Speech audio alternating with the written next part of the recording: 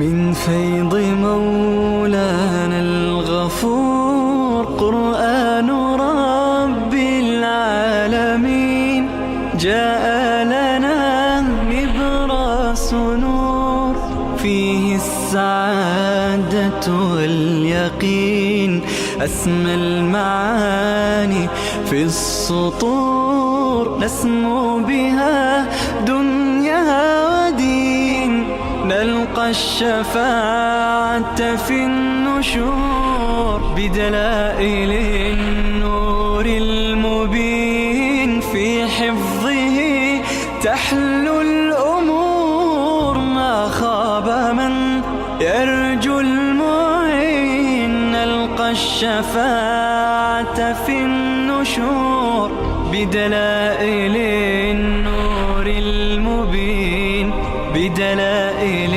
النور المبين.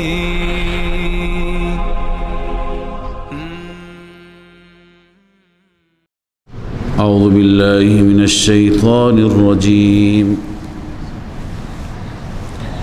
بسم الله الرحمن الرحيم. وقضى ربك ألا تعبدوا إلا إياه وبالوالدين احسانا.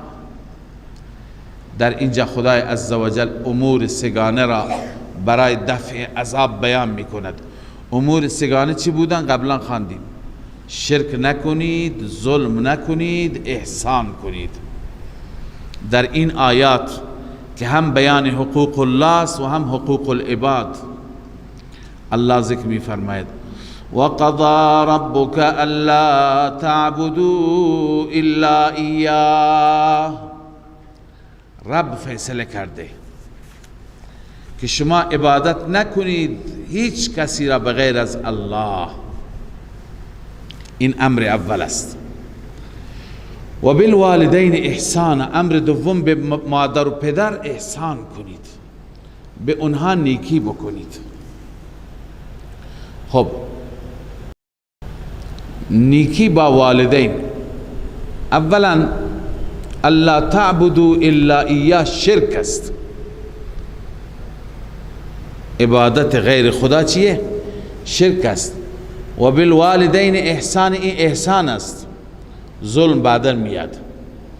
باز تنها برای پدر و مادر احسان نیست، برای حقه و المسکین و ابن السبیل ولا تبذر تبذیرا، اینا تمام جزء احسان هستند. اما یبلغن، تفصیل حقوق والدین. ببین این آیه بیشترین حقوق را برای والدین این آیه بیان کرده. 5 چیز به شما توصیه می کند. 1.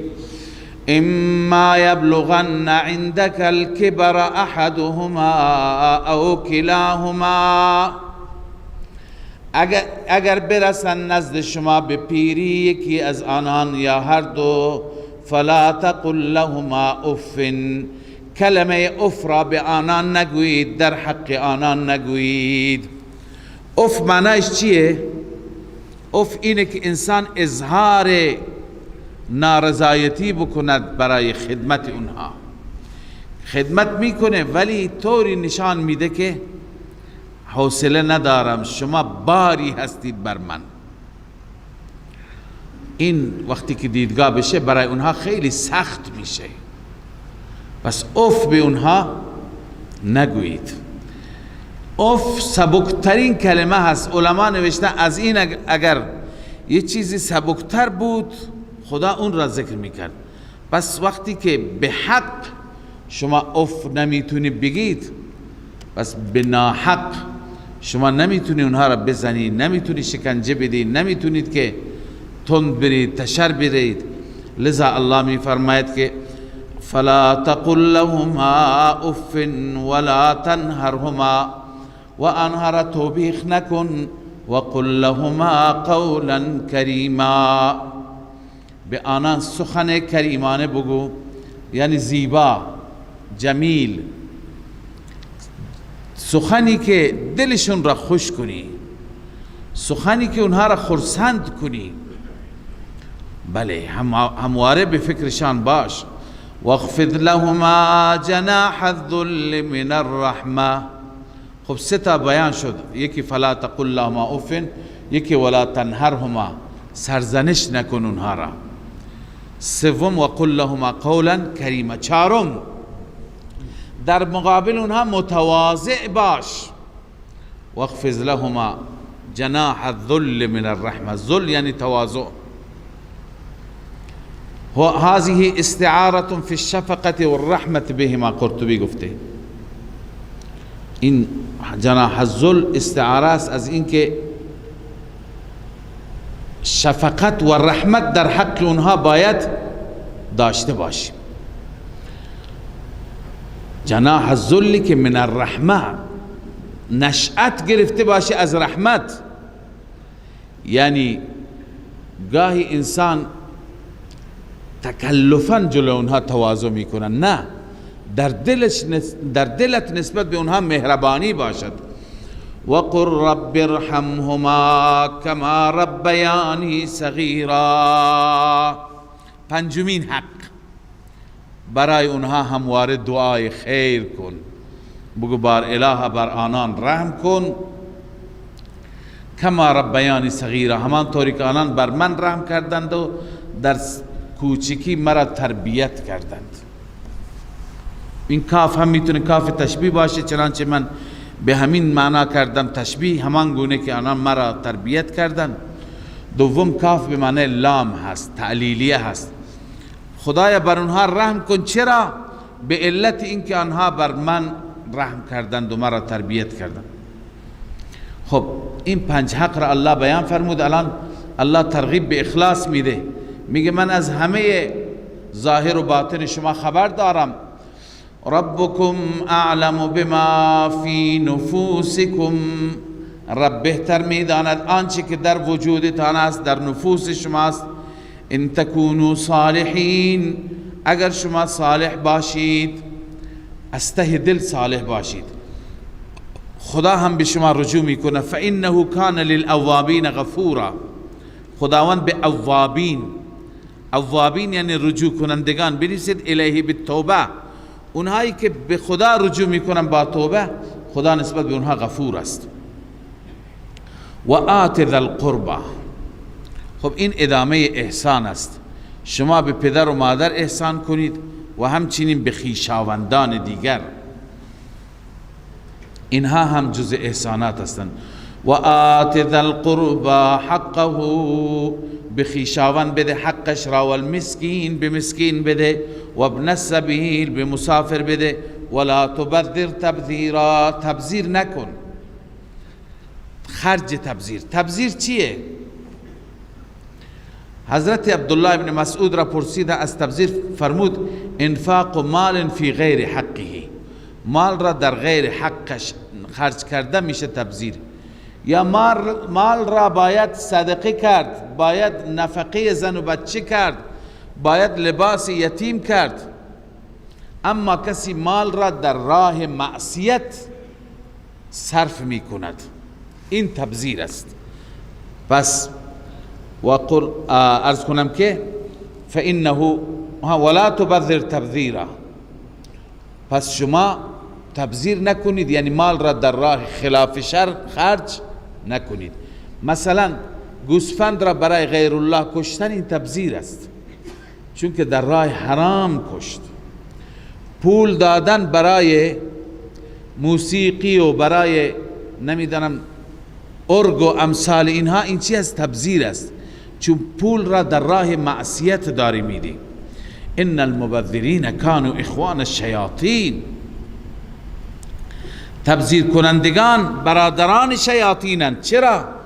ببینید همانطور که شیطان تلاش میکند در فساد کشیدن انسان ها، مبذرین هم تلاش میکنند، یعنی مالشان را در راه معصیت خرج میکنند. خب از این راه معصیت و طریق معصیت چیکار میکنند؟ فساد را پخش میکنند، همه مردم را دعوت میدن به سوی شرک، به سوی موسیقیات، به سوی انواع گناهان. و کان الشیطان لربه کفورا، شیطان نسبت به پروردگار ناسپاس است، مبذرم ناسپاس است. خداوند به او لطف کرده، بهش پول داده، این پول را میبرد در راه معصیت مصرف میکند. و اما تعرضن عنهم ابتغاء رحمت من ربک، اینجا بیان رد جمیل است. خداوند فرمود به چه کسانی بدید صدقه را، مصارف را بیان فرمود. الان الله تعالی بیان می فرماید که اگر شما از اینهایی که ذکر شدن، ذل قربا، مسکین، ابن السبیل، از اینها اگر میخواستید اعراض کنید، اعراض به دلیل چی است؟ به دلیل ناداری. مثلا پول نداشتی که به اونها بدی، کمکشون بکنی، حداقل سخن زیبا بهشون بگو.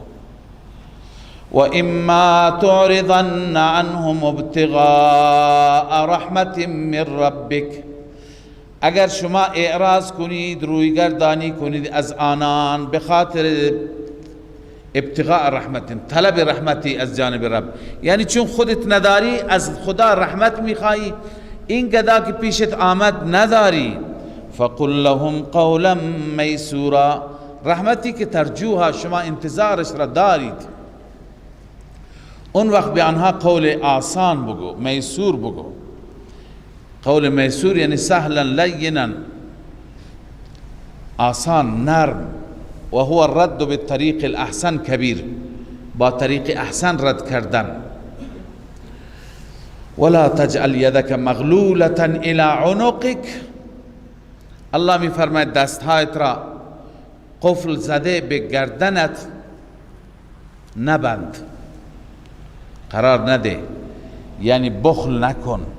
ولا تبسطها کل البسط، باز هم نکن دستها را کل البسط، یعنی کاملا بست، همه چیز را بریز برای زن و بچه، چیزی نگذار، این کار را هم نکن. فتقعد ملوما محسورا، ملوم منشینی یعنی ملامت شده، محسورا درمانده، خسته، اون وقت کاری از دست شما نمیشه. ان ربک یبسط الرزق لمن یشاء و یقدر، بدون شک پروردگار تو هست که فراخ می کند یا تنگ می کند رزق را برای هر کسی که بخواهد. انه کان بعباده خبیرا بصیرا، همانا الله عزوجل نسبت به بندگانش خبر دارد و بینا است، از همه احوال اونها خبر دارد. ولا تقتلوا اولادکم خشیت املاق، خب این ظلم است، شرک نکنید، ظلم نکنید، احسان کنید. احسان خوانده به والدین، به آت ذی القربی حقه، شرک نکنید، لا تعبدون الا ایاه. این ظلم است که میگه ظلم هم نکنید. چندین نوع ظلم هستند. اول ولا تقتلوا اولادکم خشیت املاق، نکشید اولادتان را از بیم فقر. ببینید بچه ها را در زمان قدیم، در زمان جاهلیت، نه تنها دختر بچه ها را، پسر بچه ها را هم میکشتند. وقتی که تعدادشون زیاد میشد و میگفتن ما نمیتوانیم نان بدیم، خرج بدیم، بعضی از پسر بچه ها را هم از بین میبردند. پس این الله ذکر کرد و من کرد. بعضی گفتم بچه ها را از تعلیم دین محروم کردن هم مصادف با قتل اونهاست. یعنی چنان محرومشون میکنید به فکر دینشون نیستید که حتی خدا را نمیشناسند، پیغمبر را نمیشناسند، توحید را نمیدانند. پس این وقتی که دین و ایمان ندارد او را کشتی. نحن نرزقهم و ایاکم، ما هم به آنها رزق میدهیم هم به شما. اول اونها را ذکر کرد، توجه کنید، نرزقهم. در جای دیگه اول نرزقکم، اول اونها را ذکر کرد، چون که خدا تا بچه‌ای به انسان بده دری برای رزقش باز میکند. و بعضی علما گفتن که اونها مقدم، شما مؤخر، چون که رزق شما به سبب اونهاست. حدیثی است که پیغمبر فرمود انما تنصرون و ترزقون بضعفائکم، شما اگر مورد یاری خدا قرار میگیرید یا رزق داده میشوید به سبب ضعفایتون هست، افراد ضعیف در میان شما. خب این بچه طفل که تو گهواره از ضعیفه، پس الله تعالی می فرماید ما اونها را رزق میدیم و شما را هم به سبب اونها. ان قتلهم کان خطئا کبیرا، بدون شک کشتن اونها خطای کبیری هست، خطای بزرگی هست. خب این ظلم اول بود. ظلم دوم ولا تقربوا الزنا، نزدیک زنا نروید، انه کان فاحشة، این در شر فاحشه است، و ساء سبیلا، راه بسیار بدی هست.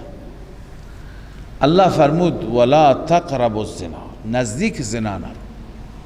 زنا چطور ظلم است؟ نتیجه زنا فرزند حرام میشه. این فرزند حرام از اول تا آخر مظلومه، نه پدری داره نه نسبی داره.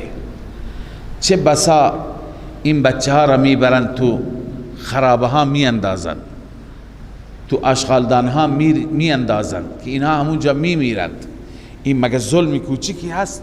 پس زنا خودش یک ظلم بزرگ هست. بله.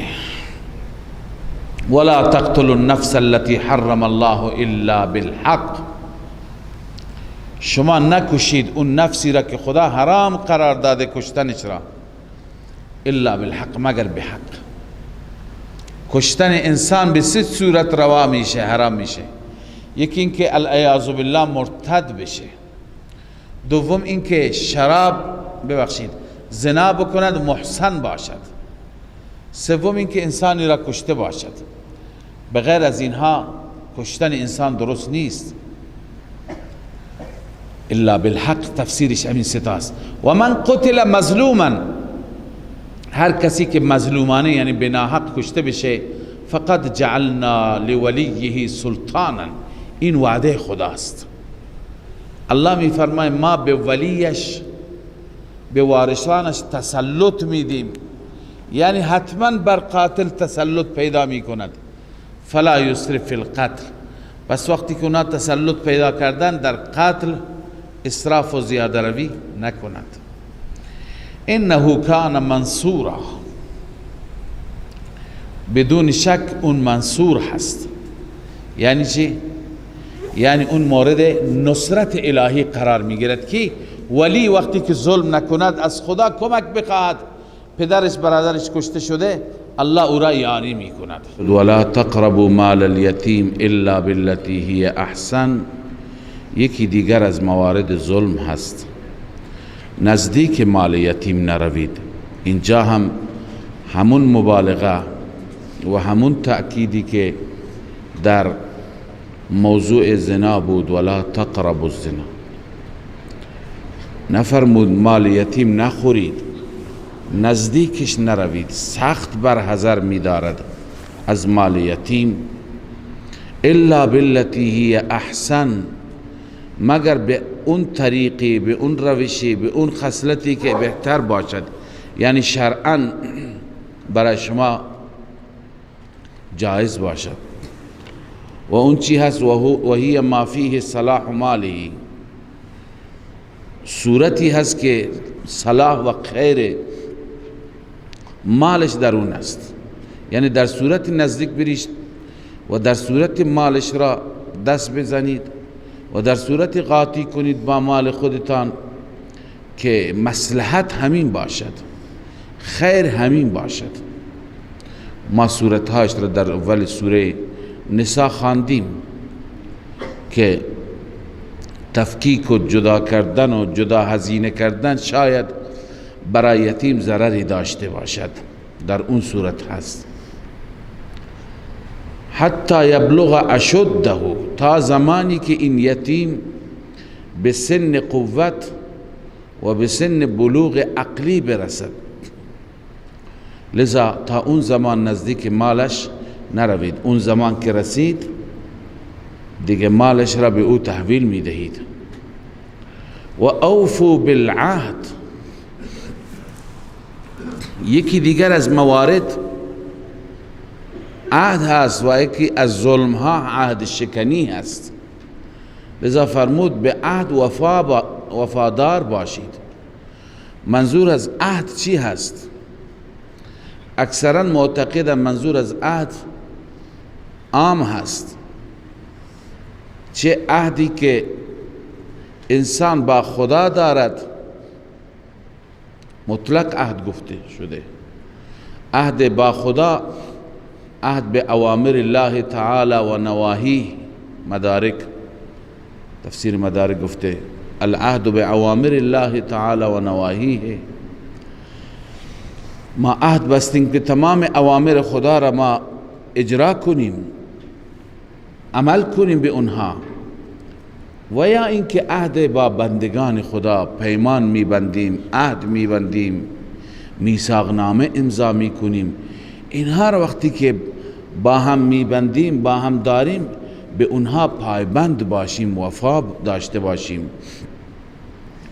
الله می فرماید ان العهد کان مسئولا، بدون شک عهد مسئول است، یعنی مورد بازخواست میشه. درباره عهد از شما سوال میشه. مسئولا با اینش نیست، در قیامت ازش سوال میشه که ای انسان چقدر پایبند عهدت بودی. و اوفوا الکیل اذا کلتم وزنوا بالقسطاس المستقیم، شما به کیل را کامل کنید. اذا کلتم، وقتی که کیل کردید برای کسی، وزنوا بالقسطاس المستقیم، و وزن کنید با ترازوی مستقیم. یعنی در وزن هم عدل را، عدالت را پیش بگیرید. ترازوی کج نباشد، ترازوی مستقیم باشد. ذالک خیر و احسن تأویلا، این بهتر است و زیباتر است به اعتبار نتیجه. به اعتبار تأویل یعنی نتیجه و عاقبت پسندیده تر و بهتر است. ولا تقف ما لیس لك به علم، ششمین مورد، دنبال نکن آن چیزی را که علمش را نداری. دنبال نکن، لا تقف یعنی لا تتبع. چطور دنبال نکن؟ دنبال نکن با امام قرطبی گفته، قال القرطبی لا تتبع الحدس والظنون. لا تقف یعنی لا تتبع، حدس و گمانها را دنبال نکن. یعنی یک چیزی را فکر میکنی که اینطور است، الان به مردم میگه اینطور است، در حالی که اونطور نیست. شما از حدست گفتی، از گمانت گفتی. ولا تقف ما لیس لك به علم، پیگیری نکن، دنبال نکن اون چیزی را که علمش را نداری. هر چیزی که انسان بدون علم، بدون اطلاع بگه، از این بازخواست میشه. از اعضای انسان سوال میشه. گوش شما کجا شنیدید؟ به چشم شما کجا دیدید؟ لذا الله می فرماید ان السمع والبصر والفؤاد، بدون شک گوش و چشم و دل، قلب، کل اولئک کان عنه مسئولا، همه اینها از آن سوال کرده میشه. هر یک از اینها از آن سوال کرده میشه. ولا تمش فی الارض مرحا انک لن تخرق الارض. یکی دیگر از موارد، در زمین با مرح، با تکبر، با غرور راه نرو. چرا؟ انک لن تخرق الارض، این علت هست، چون تو هرگز پاره نمی کنی زمین را. ولن تبلغ الجبال طولا، و هرگز به کوها نمیرسی از نظر طول. یعنی تو چنان قدرتی نداری که بتوانی زمین پاره کنی. تو چنان قد و قیافه‌ای نداری، قد و قواره‌ای نداری که قدت به کوها برسه. یعنی اسباب تکبر،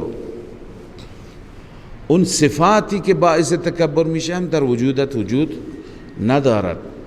پس فما معنی هذا المرح والبطر، وقتی که چنان ضعیف هستی، چنان ناتوان هستی، معنای مرح و بطر، غرور و تکبر در وجودت چیه؟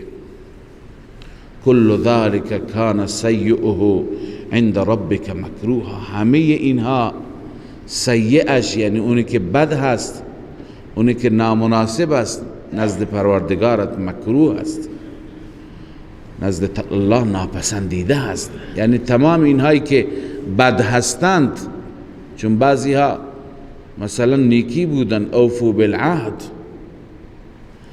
تمام سیء نزد پروردگار مکروه است. خب ذلك مما اوحى الیک ربک من الحکمه، الان این ذالک اشاره به امور ثلاثه هست. از وقضا ربک شروع شد، این سه چیز، شرک نکردن، ظلم نکردن، احسان کردن، از اون مواردی است که ای پیغمبر من وحی میکند به سوی تو ربت از حکمت، یعنی اینا موافق حکمت هستند، موافق فطرت انسانی هستند. این حکمت همینه، لأنه المقصود والتوحید رأس كل حکمه. ببین اینا مقصود زندگی هستند و در رأس این همه حکمت ها چی بود؟ توحید بود. از کجا شروع شد؟ و قضا ربک الا تعبدوا الا ایاه.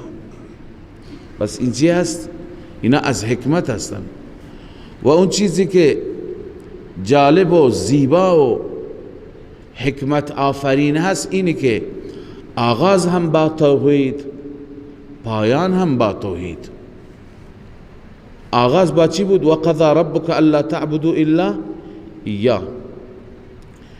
این امور ثلاثه پایان میابد با این جمله ولا تجعل مع الله الها آخر، قرار نده با الله معبود دیگر، فتلقا فی جهنم ملوما مدحورا، انداخته میشه در جهنم ملوما ملامت شده، مدحورا یعنی دفع شده، حول داده شده، یعنی دفت میکنن، میاندازنت.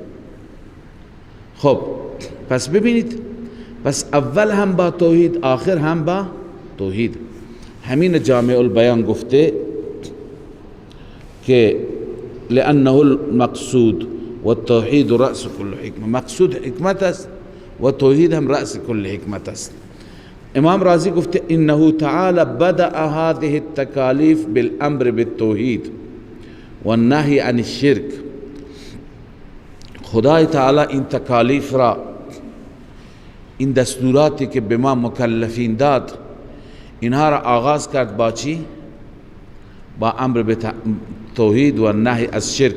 و قضا ربک الا تعبدوا الا ایاه و ختمها بعین هذا المعنى. پایان هم همین معنی هست. در پایان چی خواندید؟ ولا تجعل مع الله الها آخر. این بیانگر نکته مهمی هست، میفرماید امام رازی. اون نکته این است که اول و آخر توحید، مهمترین مورد توحید، محور توحید، بقیه همه حول حوش توحید. میفرماید والمقصود منه التنبیه، مقصود از این که اول هم با لا تعبدو، آخرم لا تجعل، تنبیه على ان كل عمل و قول و فعل و ذکر، هر عملی، هر قولی، هر فعلی، هر ذکری، هر تسبیحی یجب ان یکون ذکر التوحید اوله و آخره. لازم است که توحید اول و آخرش باشه. يجب أن يكون ذكر التوحيد تنبيها على أن المقصود من جميع التكاليف هو معرفة التوحيد والاستغراق فيه. این نکته هم از اینجا حاصل میشه که ذکر توحید مقصود اصلی تمام تکالیفی که الله ما را مکلف می کند، همه اینها برای چی هست؟ برای توحید و استغراق شدن، محو شدن در توحید. لذا ملاحظه فرمودید که اول و آخر این مباحث توحید بود. حال الله تعالی زجر بیان می فرماید، توبیخ، سرزنش. شما برای خدا دختران را نسبت می دهید، ملائکه را. شما بگید که خداوند برای شما پسر پسندیده، برای خودش دختر.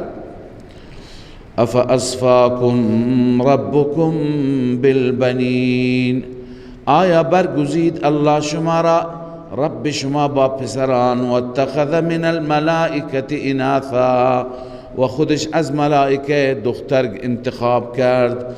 انکم لتقولون قولا عظیما، همانا شما قول عظیم، سخن بسیار بزرگ دارین میگویید. ولقد صرفنا في هذا القرآن ليذكروا، باز هم زجر توبیخ، سرزنش بر این که ما همه این نکات را، موارد را، ریز را، درشت را در قرآن بار بار ذکر می کنیم، صرفنا می گردانیم، لیذکروا، تا اینها پند بگیرند، تا اینها موحد بشند، تا اینها یکتا پرست بشند. اما و ما یزیدهم الا نفورا، این مطالب در اونها نمی افزاید مگر در تنفرشان، یعنی روز به روز بیشتر فاصله می گیرند. چرا در نفور می افزاید؟ به دلیل اینکه آنها اعتقاد داشتند قرآن جادو هست، قرآن مطالب جادوگری دارد. قرطبی میگه وذلك لانهم اعتقدوا في القرآن انه حیلة و سحر و کهانة و شعر. آنها اعتقاد دارند که این قرآن حیله هست، این قرآن سحر است، این قرآن شعر است، کهانت است. قرطبی پس به این خاطر قرآن به جای اینکه اونها را اصلاح بکند اعتقاد دیگه ندارند. و ما یزیدهم الا نفورا، بیشترین چیزی که اونها از قرآن نمی پسندیدند بحث احکام نبود، نماز و زکات نبود. اونها که نمی پسندیدند توحید را نمی پسندیدند، یکتا پرستی را ازش دوری می کردند و خدایان دیگر را معبود می دانستند. الله تعالی در اینجا بیان می فرماید که اگر دیگه خدایانی بود، اگر آلهه دیگری بود، اونها خودشون راه قرب را، راه رسیدن به خدا را اونها برای خود پیدا می کردند. الله می فرماید قل لو کان معه آلهه، اعلام کن اگر با خدا آلهه دیگه موجود، کما یقولون، همان گونه که آنان میگویند، اذا لابتغوا الی ذی العرش سبیلا، در این هنگام آنها می طلبیدن به طرف ذی العرش، به طرف الله. ذی العرش الله هست. سبیلا یعنی راه قرب، راه نزدیکی، یعنی هر یکی خودشون سعی میکرد با خدا نزدیک بشند. آلهه قیل معنا علامه آلوسی گفته لطلبوا الی ذی العرش سبیلا بالتقرب الیه، معالم التنزیل،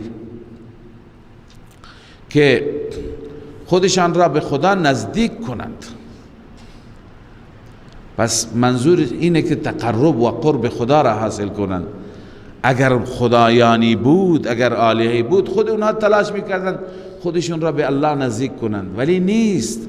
سبحانه و تعالی، پاک است اون ذات و برتر است، بالاتر است، عما یقولون علوا کبیرا، از آنچه که مردم میگویند، علوا کبیرا، بالاتری بزرگ، برتری بزرگ. تسبح له السماوات السبع والارض و من فیهن، برتری الله و بالاتری الله را بیان می فرماید.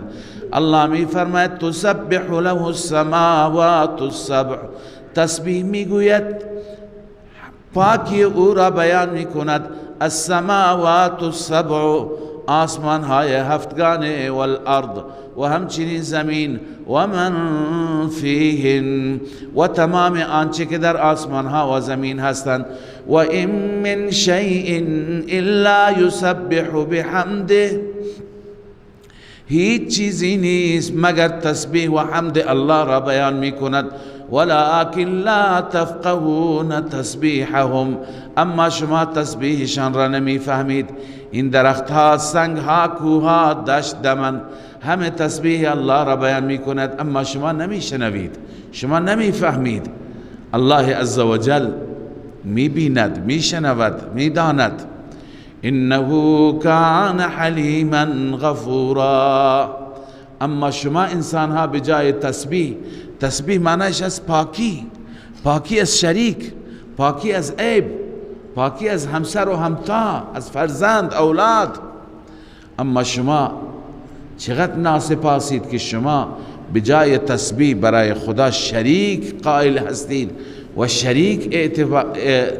شریک اعتراف میکنید. انه کان حلیما. خب این عقیده ها می طلبد الله فورا شما را عذاب بده. چرا عذاب نمیده؟ چون حلیم است، الله بردبار است، الله تحمل می کند. و باز فرموده غفورم، بخشاینده هم است. این تشویق است به توبه، که یعنی الله ضمناً داره تشویق میکنه برگرد به سوی خدا، توبه کن، چون الله توبه پذیر و غفور است، بخشاینده است. و اذا قرأت القرآن جعلنا بینک. خب ما قبلا خواندیم ولکن لا تفقهون، اینها شما نمی فهمید، یا اینکه الله تعالی همه چیز را در قرآن بیان کرده. ولقد صرفنا فی هذا القرآن لیذکروا، ما همه چیز را در قرآن بیان کردیم تا که پند بگیرند. خب چرا اینها پند نمیگیرند؟ الله می فرماید مسئله اینها فرق داره. مشرکان، دشمنان خدا، بین اینها و بین پیغمبر، بین اینها و بین تلاوت کننده قرآن، بین اینها و بین که مطالب قرآنی را به اینها میرساند حجاب خدا گذاشته. حجابی هست، پرده‌ای هست. این حجاب معنوی هست، شما نمی بینید. این حجاب باعث شده که اینها از ایمان، از فهمیدن محروم باشند. الله می فرماید این حجاب چیه؟ همون مهر جباریت است که شما خواندید. و اذا قرأت القرآن جعلنا بینک، هرگاه شما قرآن می خوانید، قرآن تلاوت می کنید، جعلنا بینک و بین الذین، قرار دادیم ما بین شما و بین کسانی که لا یؤمنون، ایمان نمی آورن به آخرت، ما قرار دادیم حجابا مستورا، حجابی پرده‌ای که مستور هست. مستور یعنی ستر کرده، پوشیده همه چیز را که اینها نمی فهمند، درک نمی کنند، قرآن را متوجه نمیشن، چون از پشت پرده هستند. و جعلنا علی قلوبهم، این بیان حجاب است، بیان حجابن است. چطور؟ الله می فرماید دلشان را در غلاف قرار دادیم از اینکه بفهمد، اصلا نمی فهمند قرآن را، درک نمی کنند. و جعلنا علی قلوبهم اکنة ان یفقهوا، ما بر دلهایشان اکنه قرار دادیم، غلاف قرار دادیم، ان یفقهوه، از این که بفهمند. و فی آذانهم وقرا، و در گوشهایشان بار هست، در گوشهایشان بار سنگین است که نمیشنوند حق را. و اذا ذکرت ربک فی القرآن وحده، حتی چنان آنها از توحید تنفر دارند که هرگاه ربت را در قرآن تنها یاد میکنی، ولوا علی ادبارهم نفورا، آنها پشت میدهند، بر میگردند بر پشتشان، در حالی که نفورا یعنی توحید، از توحید تنفر دارند. از توحید گریزان هستند. نحن اعلم بما یستمعون به اذ یستمعون الیک. این نتیجه دوم تنفر و نفرت از قرآن است. الله می فرماید ما بهتر می دانیم بما یستمعون به، چه چیزی اینها استماع می کنند. ببینید مشرکین می آمدند سخنان رسول الله را گوش می کردند، اما با چه نیت؟ با این نیتی که با هم وقتی که جلسات خصوصی تشکیل می دادند ایراد بگیرند، مسخره بکنند، بهانه بیارند. وقتی که بهانه گیرشون نمی آمد در سخنان آن حضرت، در کلام خدا وقتی که پیدا نمی کردن، اون وقت می گفتن مسحور است. مسحور یعنی جادو زده، جادو شده. لذا الله می فرماید نحن اعلم بما یستمعون به، ما بهتر می دانیم آنها چه چیزی را گوش می کنند. اذ یستمعون الیک، زمانی که آنها استماع می کنند به سوی شما و سخنان شما. و اذ هم نجوا، زمانی که آنها با هم سرگوشی می کنند، حرفهای خصوصی می زنند. اذ یقول الظالمون، زمانی که آنها می گویند، از ظالمان می گویند، نفرمود یقولون، آنان می گویند، گفت یقول الظالمون. اسم مظهر به جای مضمر، ظاهر به جای ضمیر. به دلیل چی؟ به دلیل اینکه میخوان نشان بده اینها ظالم هستند.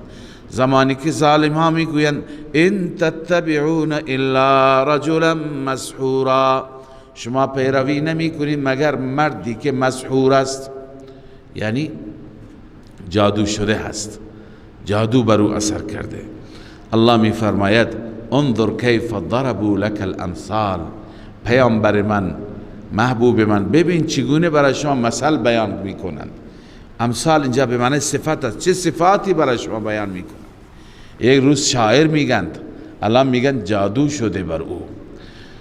فضلوا، این نتیجه هست، فضلوا، اینا گمراه شدند. فلا یستطیعون سبیلا، هرگز نمیتوانند راهی را پیدا بکنند، راه هدایت را، راه رسیدن به خدا را.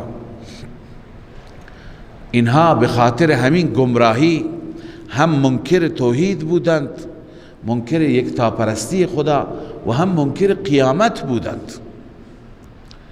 حتی می گفتند آیا ما وقتی که تبدیل به استخوان‌های پوسیده بشیم دوباره زنده میشیم؟ و قالوا اذا كنا عظاما، پس در گذشته بحث انکار توحیدشان بود و این بحث انکار قیامتشان هست. و قالوا اذا كنا عظاما، آنان میگویند هرگاه ما هرگاه بشیم استخوان و رفاتا و پوسیده، یعنی تبدیل بشیم به رفات، خاکستر، استخوانهای پوسیده. اینا لمبعوثون خلقا جدیدا، آیا ما به خلق جدیدی مبعوث میشیم؟ دوباره از قبرها بلند میشیم؟ الله تعالی جواب میده. الله میفرماید در هر حال باشید، خدا شما را دوباره از قبرهایتون زنده بیرون میکند. قل كونوا حجارة او حدیدا، الله می فرماید ای محبوب من به آنان بگو کونوا حجارة، شما سنگ باشید، او حدیدا یا آهن باشید، او خلقا مما یکبر فی صدورکم، یا چنان مخلوقی مما یکبر فی صدورکم، از آنچه که بزرگتر است در دلهای شما، یعنی اونی که از سنگ و از آهن سختتر و سفتر است چیه؟ هر چی تو دل شماست. مثلا فولاد باشید، هر چی باشید شما را الله دوباره زنده می کند، هر چی باشید. فسیقولون من یعیدنا، اونا میگن کیه که ما را زنده می کند، اعاده می کند. قل الذی فطرکم اول مره، بگو آن ذاتی که شما را بار اول پیدا کرد. ببینید جوابشون هم است، دلیلش هم است. دلیلش چیه؟ که هو الذی فطرکم اول مره، بار اول وقتی که هیچ وجودی شما نداشتید، هیچ الگویی و نقشه قبلی برای پیدایش شما نبود، شما را پیدا کرد. بار دوم چرا نتوند؟ بار دوم که شما پیدا شدید، شیرازه شما، نقشه قبلی شما، همه چیز موجوده، چرا نتوند؟ قل الذی فطرکم اول مره.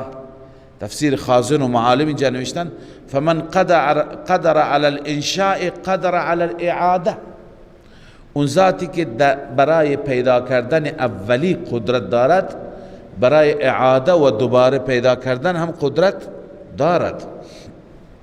لذا الله می فرماید قل الذی فطرکم اول مره فسینغضون الیک رؤوسهم. ینغضون یعنی یحرکون، سر تکان میدن.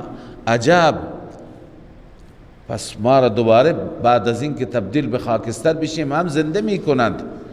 و یقولون متى هو، سر را به صورت مسخره تکان میده و میگه کی ما را دوباره زنده میکنند. فسینغضون الیک، تفسیر جلاله نوشته تعجبا، یعنی از روی تعجب تکان میدهند به سوی شما سرهایشون را و به صورت استهزاء و مسخره میگن. و یقولون متى هو، کی هست آن؟ الله تعالی جواب میده، الله عزوجل جواب میده و در جواب تخویف اخروی هم است. اول خدا می فرماید که قل عسى ان یکون قریبا، بگو امید هست که اون روز نزدیک باشد، روزی که شما دوباره زنده می شوید چی باشد؟ نزدیک باشد. و بعد از این تخویف است. یوم یدعوکم، روزی که شما را فرا می خواند، بنویسی به وسیله اسرافیل، سور می دمد، همه شما را از قبر الله فرا می خواند. یوم یدعوکم، روزی که شما را فرا می خواند، فتستجیبون بحمده، شما اجابت می کنید به حمد الله عزوجل، حمد او را بیان می کنید، همه با حمد خدا اجابت می کنید و دوام به سوی میدان محشر. و تظنون ان لبثتم الا قلیلا، به آنان بگو که شما فکر می کنید که ان لبثتم، نماندید در دنیا مگر اندک، روزهای کمی در دنیا ماندید. یعنی اونجا وقتی که هیبت اون روز را، وحشت اون روز را ببینید، همه دنیا را فراموش میکنید، ماندن در دنیا را فراموش میکنید. لذا اون روز می آید. این تخویف شد. و قل لعبادی یقول التي هی احسن. ببینید اونها همش مسخره میکردند، مشرکان همش مسخره میکردند، اما الله عزوجل به پیغمبرش میگه که شما دلائل را با طریق احسن بیان کن. طریق احسن کدومه؟ مسخره اونها می طلبد که ما با توپ و تشر بیان کنیم، با سب و شتم بیان بکنیم، با دشنام دادن اونها بیان بکنیم، اما نه، اونها هرچی کفرگویی می کنند، هرچی نادانی می کنند، شما روشتون روش زیبا باشد، شما اخلاق مداری را، شما استدلال و منطق را، اینها را فراموش نکن. روش احسن اینها هستند، همراه با حجت، دلیل، منطق، اخلاق، همه این موارد را چی کن؟ رعایت کن. تفسیر کبیر میگه اذا اردتم ایراد الحجت علی المخالفین، وقتی شما خواستید که حجت را بر مخالفین دلیل ذکر کنید، فاذکروا تلک الدلائل بالطریق الاحسن، این دلائل را با طریق احسن شما بیان کن، ذکر کن. و این فکر نکن که اینها به ما مسخره کردن، به توحید خدا مسخره کردن، شرک کردن، لذا الفاظ زننده، الفاظ کوبنده به اینها بگیم. نه، وهو الا يكون ذکر الحجه مخلوطا بالشتم والسب کبیر. امام رازی گفته تفسیرش اینه که وقتی حجت بیان میکنی، وقتی دلیل بیان میکنی، همراه با سب و شتم نباشد، قاطی با توپ و تشر نباشد، با تندگویی نباشد. شما از روی عقل و منطق دلائل خودتون را بیان کنید. این طریق حسن است. ان الشیطان ینزغ بینهم، علت اینه که شیطان همواره وسوسه میکنه بینشان. وقتی که شما تند باشید، شیطان چیکار میکند؟ وسوسه میکند و اونها را متنفرتر میکنند. ما هدف ما خیرخواهی است، ما نمیخوایم دورتر بشن، ما میخوایم اصلاح بشن.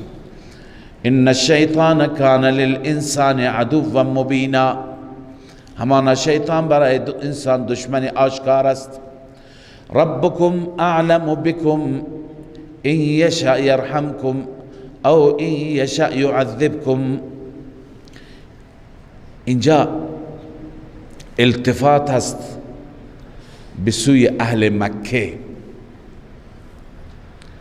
و همچنین التفات از غیبت هست به خطاب، ببخشید از اول صیغه غائب بود، الان صیغه خطاب، چون که روی سخن برمیگرده به اهل مکه. الله می فرماید ربکم اعلم بكم، ای مخاطبین قرآن، ای انسان ها، رب شما نسبت به شما عالم تر است، شما را خوب میداند. اگر خدا بخواهد شما را بر شما رحم بکند، به شما توفیق هدایت میده، و اگر خدا بخواهد شما را عذاب بده، هدایت را از شما سلب میکند، از شما میگیرد. الله می فرماید ان یشاء یرحمکم، اگر خدا بخواهد بر شما رحم میکند، شما بنیسید با توفیق هدایت. او ان یشاء یعذبکم، یا اینکه خدا بخواهد شما را عذاب میده، بنیسید با سلب توفیق، توفیق از شما گرفته میشه. و ما ارسلناک علیهم وکیلا، ای پیامبر ما تو را به عنوان وکیل نفرستادیم، ما به عنوان کارساز نفرستادیم. نفی مختار کن، شما مبلغ ما هستید، پیام رسان ما هستید، لذا مشکل گشای اونها نیستید. و ربک اعلم بمن فی السماوات والارض، همچنین رب عالم تر است به تمام آن ملائکه‌ای که فی السماوات در آسمان ها هستند، والارض و همچنین آن جنات و انسان هایی که در زمین هستند. الله آنها را میداند، هیچ یک از اونها صفات الوهیت را ندارد، صفات خدایی را ندارد. ولقد فضلنا بعض النبیین علی بعض، همانا ما فضیلت دادیم بعضی از انبیاء را بر بعضی دیگر از انبیاء. و آتینا داوود زبورا، ما به داوود زبور دادیم، به داوود ما زبور دادیم. ببینید از بین تمام کتاب ها چرا ذکر کتاب داوود آمد؟ به خاطر اینکه در کتاب داوود درباره رسول الله صلی الله علیه وسلم با صراحت و تصریح بیشتری نوشته، و در کتاب داوود بود که امت پیغمبر خاتم خیر الامم هست. این مطلب را علامه اندلسی در بحر المحیط نوشته. و خص داوود بالذکر هنا، داوود را اینجا خاصتا ذکر کرد، لانه تعالی ذکر فی الزبور، چون که خدای تعالی در زبور ذکر کرده که ان محمدا خاتم النبیین، محمد خاتم النبیین است، و ان امته خیر الامم، امتش بهترین امم است. به این خاطر میگه و آتینا داوود زبورا.